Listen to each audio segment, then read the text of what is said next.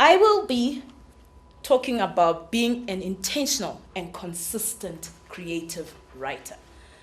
And I hope that by the end of this seminar, you who has written before, who has planned to write, who is writing, can also want to be intentional and consistent about your creative writing. I'm not talking about academic writing. That one you do to get marks. I'm not talking about writing for a job. I'm talking about creative writing. And I'm going to emphasize on that word, creative writing. Because people feel that there's no more space for creative writing. People always want to talk about factual issues. And yet, there are some books that I have read which were creative writing, inspired by people's imagination, that have got people to do things that are unimaginable. A few weeks ago, we had a poetry seminar, workshop at Goethe Institute, and we had a Kenyan poet. And we talked about the book which has the character Matigari by Ngugi wa Thiong'o. Did you know Matigari is a fictional character from a creative writing endeavor, and yet the Kenyan government went in search of him? That is the power of creative writing, because they thought Matigari is a political character who could change. People like Chinua Achebe have left their homes in exile. Okonkwo. Is there a gravesite for Okonkwo? If you have read Things Fall Apart. That is creative writing, but creative writing which is instilled in reality. And we had this great generation of writers in the past in African history. The Wationgos, the Wole Soyinkas, the Chinua Achebes. Right now, Africa brags about Chimamanda Ngozi Adichie. But what we forget, we read their books, we hear them, we see them. But the one thing that I have seen that is a thread amongst them is intention. The intention to write. You sit there and you say, I want to write. But to get to this, I want to talk about myself first. And I'm going to just tell you the agenda. It's a 5-part presentation. The first part is I'm going to talk about myself. Who am I as a writer and why I am a writer? And the second one, I'll give you some papers called the blank page. What does it take for you to become creative? What makes you think, let me imagine that a mosquito has his family and they are discussing new strategies because one of the mosquitoes visited a malaria convention and the human beings are serious about getting rid of them. How can they help their family to survive? From a blank page, you can start writing a story. And then, writing as a matter of life or death. When you love something so much that without it you cannot breathe. Is that how people, creative writers in this room or who want to come in Namibia, do they feel that writing is a matter of life or death? Or it's just another thing that they do as they pass time? And then fourth, I'll talk about beyond creativity. It's one thing to be creative, to be intentional and consistent, but sometimes you do need that helping hand. And you need people who make it worthwhile for you to be intentional and consistent. And then finally, I will call you to go ye, therefore, and be intentional and consistent. The lady there is me, in my African attire. I've been called Mama Africa before at one of these poetry conventions. I'm Hannah Ashipumeso Tarindwa. Hannah means grace, Hashipumeso means it does not allow us. Tarindwa means we have been protected. It's my name, given to me by those who came before me. For a long time, I couldn't define who I was, until probably last year. I am probably just two things in life. I'm a writer and I'm a speaker. And it doesn't matter. Yes, people say, oh, you put yourself in a box. And I'm one of those people who doesn't like to be in a box. Maybe I'll say I'm in a bubble. But these two things are what I really feel I am. When I say I'm a writer, I'm a published poet. I've got books to prove it. Here, there, everywhere. I am a blogger. And I have made it my life and professional intention to ensure that I also project that, teach other people how to be a blogger. I can say with pure confidence, I am the first lecturer at a tertiary education institution to have all her students have blogs by first year. Actually, the other institutions started having blogs after I came in 2014. You can do your research. If someone claims to say so, bring them to me. I'm a short story writer. And this was quite exciting for me because yesterday, the Writers' Space of Africa approved my short story for their July edition, and I'll share the link with you on your details. It's an African publication that comes online every month, and my story about a ghost was approved, and they approve very good stories, so I'm very honored. It's not my first story in their magazine, it's the second, but I love writing short stories, and I've written probably more than 20, and I've sent them out and all that. And I'm an academic writer, so other than being creative, I like to look at topics that matter in the world. However, with academic writing, my chief topics are about indigenous knowledge and creative economy. How can we use our indigenous knowledge and make creative economy something that the government and private people can embrace and motivate? Secondly, I'm a speaker. And I am a Toastmaster. I am now, as I said, trying to achieve my advanced communication bronze level. This is second love of my life to writing. I am a lecturer, so I speak for 4 hours a day sometimes in front of a group of students who might want to listen or not. Corporate trainer.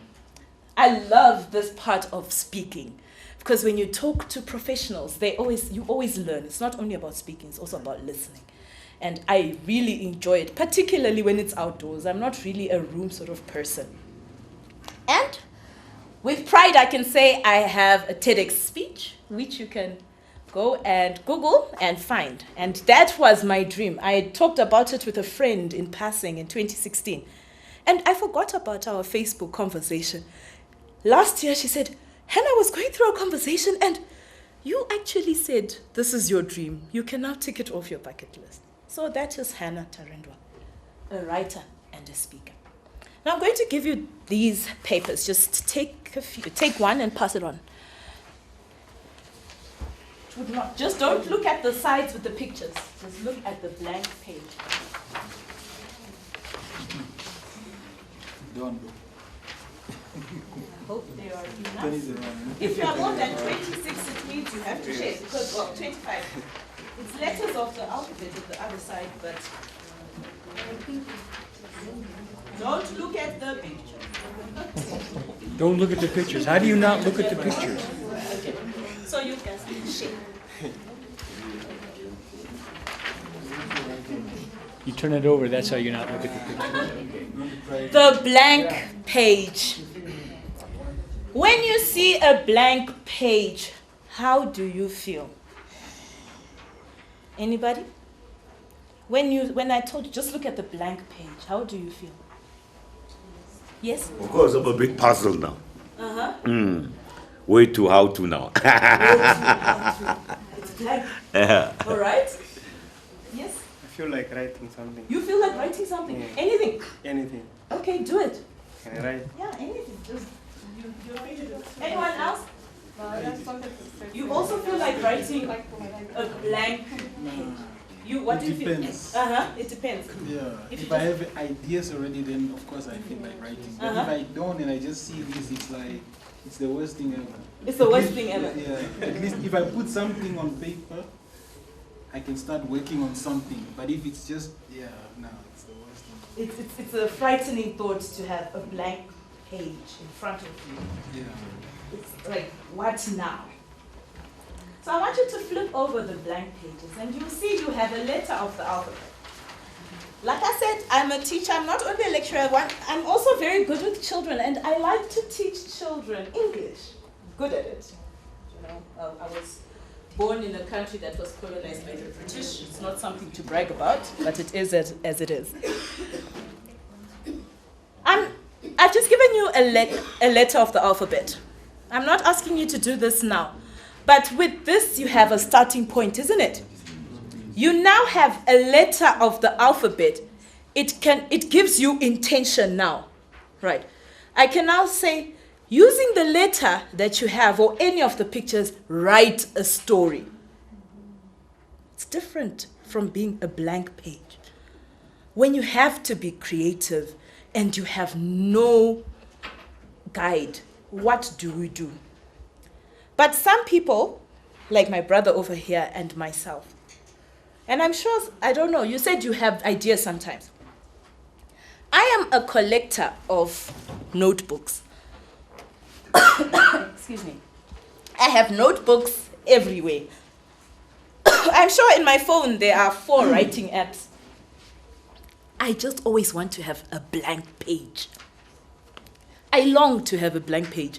I need to always have somewhere where I can come up with some writing of some sort. It's written short stories by Hannah Torrendo, right? I've only written 1 page. But I have this book in anticipation that it will be filled with short stories.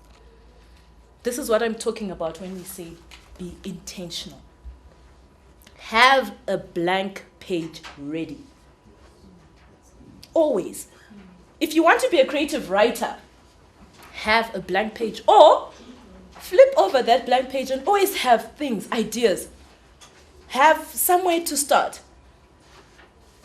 I want to write children's stories. I want to write about love, about passion, about hate. And sometimes you get people who guide you. Like I mentioned already, the Writers Space Africa. Those guys, every month they'll give you a theme. So for August, it's fish. That's the theme. So that's not a blank page. They've given you something. They've given you the alphabetical letter for you to start. You can even go to your friends and say, guys, let's do this. We do it at the Writers Academy. We've got our 1,000 ideas. We've got this book we got online. It's called 1,000 Ideas. So we say, today who's picking a number? And someone will say number 99. And number 99 will say the things that make me happy. And our blank page isn't blank anymore. We've got a theme. And from there we can become creative. Right. So these are the things that help you to be intentional. But why do people write? Why do you write? I've got Don. Don, maybe you could tell me, why do you write? I know you are a creative writer. Because I can't help myself. You can't help yourself. You just find yourself taking a pen and paper or computer and... Just have to. Right? Any other writers that I've never met before in the audience? Why do you write? Or non-writers? I'm sure everybody here at some point has written something for some reason or another.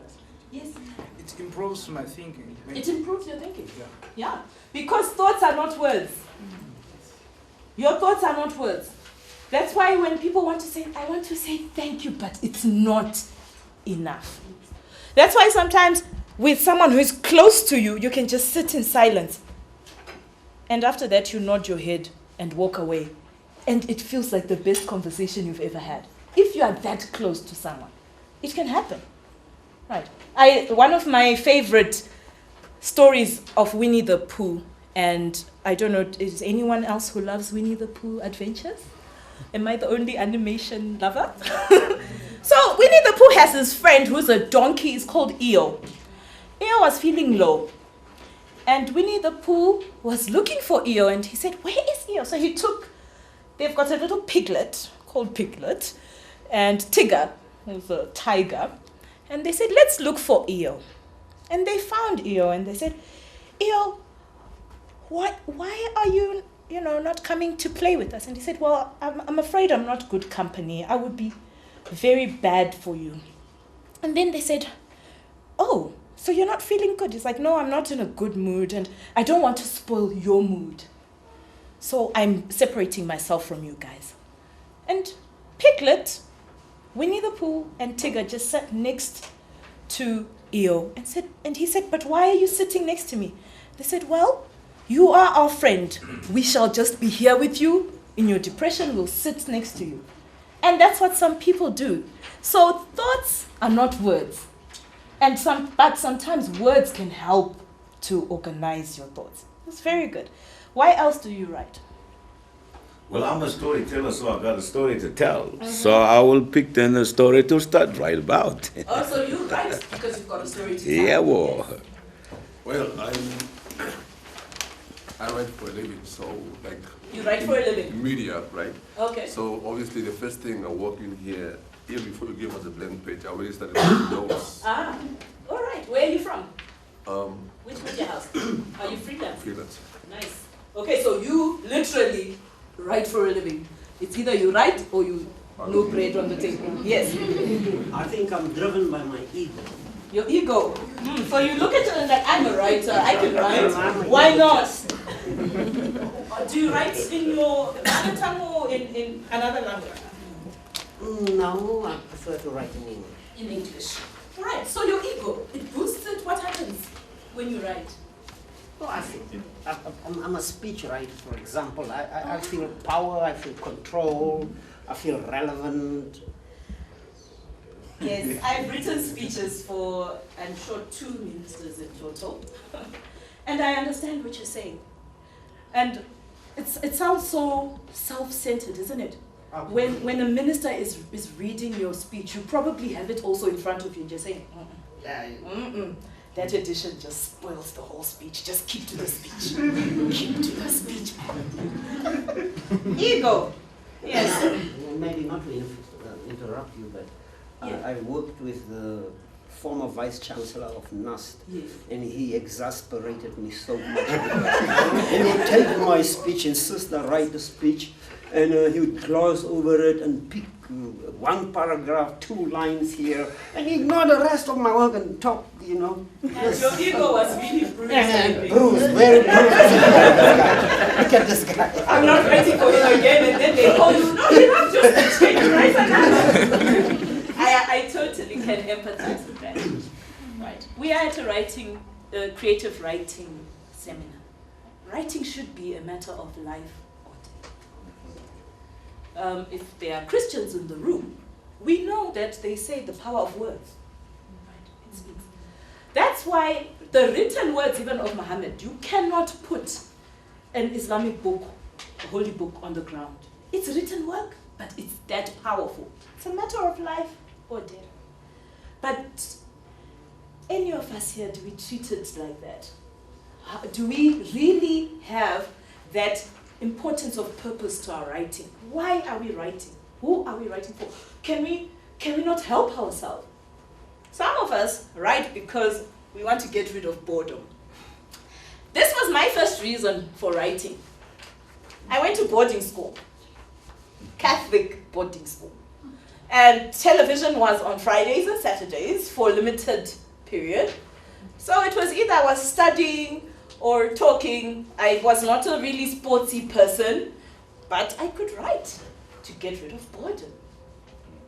And it worked. It really did work. The second reason we write is to fulfill a compulsory requirement, much like the journalist here. Yes, you have to write. You need to have a word count or else we don't pay you. That's just it. And this is almost a matter of life or death. And then other people write because someone else you know is doing it. So I've got a friend who's a writer. I'd like to give it a try. Yeah, well, it's not really something we can just pass on just like that because you know, just because you shook hands with Wole Soyinka at the last conference you went to, then you think, okay, now I'm going to be the next great African giant. It takes time. It is a different thing. For writers who've been writing for more than 5 years, they will tell you they cannot go for more than a week or a month without just writing something. Like I said, my obsession with notebooks. I think if I go into my house, I think I've got 8, which have intention at the beginning and blank pages. But nonetheless, I feel I have to write. And when I saw this lady as a source of livelihood, please take note of the word livelihood. I didn't say a source of income, it's a source of life. All those books are in her name. She left her job in 2001 to start just write. She had been writing for years, and then she said, look, I can't do this anymore. This is what I can do. She writes books, she's got blogs, she's got articles everywhere. It's her livelihood. She cannot live without it. And great, nice enough for her, people will say, well, but she's white, Hannah, and she's American, so she can do it. I believe the only thing that stops creative writers in Africa from having a livelihood from writing is the lack of intention and consistency. Intention and consistency. If you say, this year I'm going to publish 20 poems, write them. Don't just have the intention. Intention is beautiful. Yes? I don't know if there are any ladies sitting in the audience who have been engaged for 10 years. That's intention.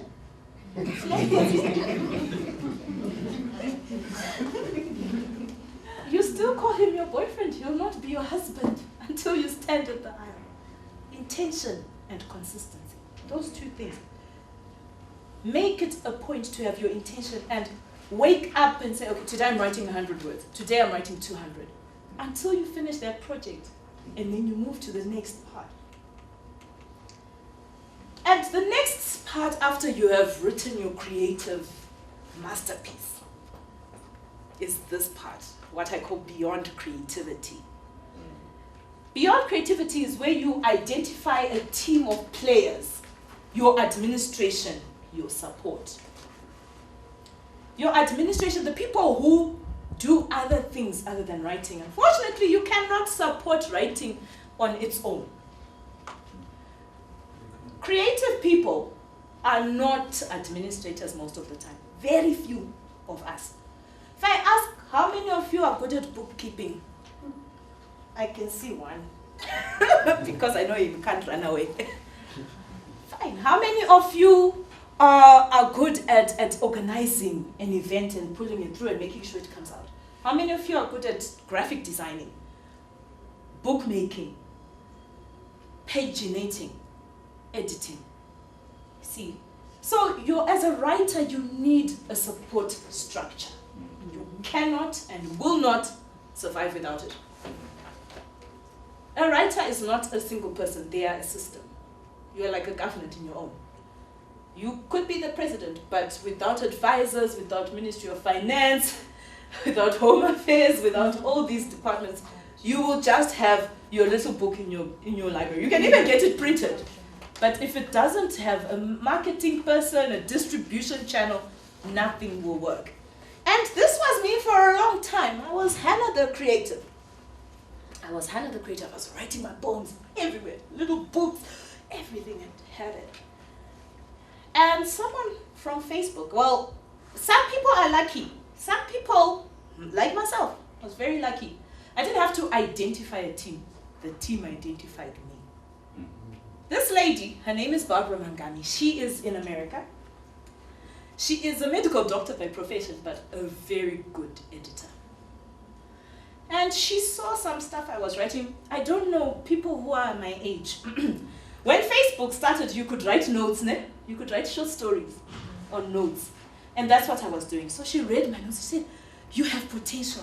Do you write? I said, yes, I do. Do you have anything? Yeah, I've got a collection of poems and all. Sent them. And then she sent me the first manuscript. I said, where did this woman come out of hell or something? It was horrible. And my ego was thoroughly bruised. Because I thought I was a good writer. I've been writing, I got English A's at high school, I had book prizes at national level. But she was telling me, no, this poem doesn't make sense. This grammar, this word, use that word and this word. And when, after getting my bruised hurt, I dusted myself, I looked at the manuscript she had sent back, I said, this makes sense. What she's saying to me makes sense. So we made the corrections. From 75 poems, 25 were chopped off, we remained with 50. When we were done, she said, now this looks better. Put them into sections. So the book has 5 sections, political, romantic, all these other weird sections. I said, look, I've got a friend who is a publisher. Let's do this. Let's publish you. And I was like, my poems out there in the world for other people to see. It was a very frightening experience, but it happened to me. I'm not sure if that many people I was expecting have seen the book. So, all my nerves were not really for anything. But if I reach 1 million people, then I think I'll be afraid. But this was my support system. And the publisher, they okay, yeah, your book, it can't be this size, it should be that size. They had so much knowledge of things I had no clue about. That mattered. The binding cannot be like this. So many intricate details that didn't matter to me because I had written. I had done my part. So I had to let go of it. And boom, I was on Amazon on the 31st of December 2015. But after that I said, I was just writing. I was consistent in my writing, but I didn't have an intention. I need to change the way I look at creative writing. I need to. And so the journey began of me until we got to here. And let me just say that the journey didn't, for you now, I want you to start your own journey. If you are a creative writer, you've been writing for so many years, and I Google and I look for Namibian creative writers and I don't find your name, please make it your intention to be visible. We need that. We need people to tell stories. Why can we not why can we not have creative writers who have books as thick as fire and ice? People hated other people for liking Game of Thrones. Like, I don't care about Game of Thrones, but we didn't ask you. Yeah, I'm just letting you know. It didn't. People hated the people who took the books from the writer and made the production on TV. They're not doing GRRM justice. In the books it says, in the books they do this, in the books Daenerys is like this, in the books. It all starts with the writer. The creative writing space. Right now, Walt Disney is the biggest company in America. It started with a creative writer. Earlier on, I spoke about the mosquito family, and people thought, that's funny. But Mickey Mouse, a mouse. How many of you, if you saw a mouse right now, would react? Mickey Mouse is the darling of children. It's a story, a creative story. It's not real. Yeah. I mean, if you saw a mouse and a dog being friends, Mickey and his friend, what's his name? Pluto. Pluto, yes. And it didn't just happen that people read books. It went from reading books, it went on television. It made 3/4 of my youth, which was wasted on me being young, was spent in front of a Nintendo playing a video game, trying to rescue the princess. That started from creative writing. Talking music, videos, series, movies, video games. Even your clothes sometimes started from writing. Someone had a story to tell. Yeah. They told it, and they employed 3,000 people on one making of Iron Man. The power of storytelling and intention and consistency. When you see on my screensaver, I've got Stanley. He reminds me of intention and consistency. He was a sharpener, pencil sharpener for Marvel. It wasn't his company when he started. He was sharpening for the cartoonists when he started. Only at 40, when he then drew his first Marvel and Captain America, did his story come to life. That was in 1946 or something like that. 1946, I want to talk about intention and consistency. 1946. Only in 2009 did we start having these series of Marvel movies. 21 of them. Intention and consistency. How many of you watched Avengers game? The Avengers 4. Only one. creative writers who don't watch movies, who don't read books. Don't watch TV. What are you doing, creative writers? Anyway, these are people this is some of the things we need to be doing. You need to write story. To be good, you need to write and read and watch and listen. Immerse yourself in other creative works. Sometimes, Yes. if you do that, it actually Oh yes. clouds. It could have a disturbs. negative effect. You're right. Yeah. Mm. Sometimes It it's could. good It could. You're right. to even not follow Yeah. It all depends. I the think rules. I get my inspiration from that. I suppose different people do have different approaches. But what I'm looking at is more of the business of it and the success of it. Right. You are not living in a bubble. And a lot of us, fine. How many of you do you think you can get the audience that Avengers as a movie was getting audiences at Marua and Grove Mall that I never see? I'm a movie goer. It was always packed. But Avengers is a culmination of 21 movies made from more than 150 comic books.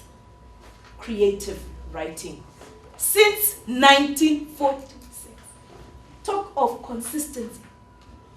And Stan Lee, the creator, and Jack Kirby, there's always argument that they stole other people's ideas though. He was always a cameo in each of those movies. Even after he died, you still see him in the Marvel movies. He died at 92, 94. Consistent. From when he was 40 years old to when he was 92, he was consistent in writing, in making sure he knew his purpose as a creative writer was to tell the story. And whether you like it or not, somewhere, if you have a child somewhere you have a Disney character, you've got a Marvel character somewhere. You have a child who admires Superman, who admires Spider-Man,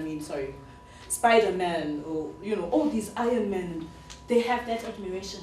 It came from someone being a creative writer. I just want to show you how I had a consistent journey, but it wasn't intentional. My first poem was when I was grade 7 in 97, primary school. And then in high school, I won a 40-word poetry competition and I was a member of Budding Writers. I even became known for being a script writer for Drama Club. No one wanted to be in Drama Club because it was that club that everybody just went to if you didn't find another cooler club like Interact. But I think I made Drama Club cooler because I used to write amazing plays in high school, and then I don't know what happened. In university, I got introduced to desktop publishing. Computers were becoming the in thing. I learned how to do a blog. I was a columnist as part of my attachment. I'm also got a degree in media and society studies. And as a grown-up, first published my poetry collection and grew confident. And I also joined Toastmasters. Because yes, you can write a story, but sometimes you need to tell the story. And you need to tell it in a proper way. And Toastmasters really has helped me to harness my speech to be able to deliver it well. And today, I have various projects. I'm writing my first novel as we speak to be published by 2020, my short story collection. The pages are blank, but it's going to be filled, and so much more. I just want to leave you with this short quote from a very eccentric French dramatist called Eugene Ionesco. He says, a writer is never on vacation. So I hope you're not writing and thinking, I can take a break. Like Don Stevenson said, you cannot help it. A writer does not take a vacation. It's either you are writing or thinking about writing. And I hope that at the end of the seminar, we have this sort of writers coming from amongst us.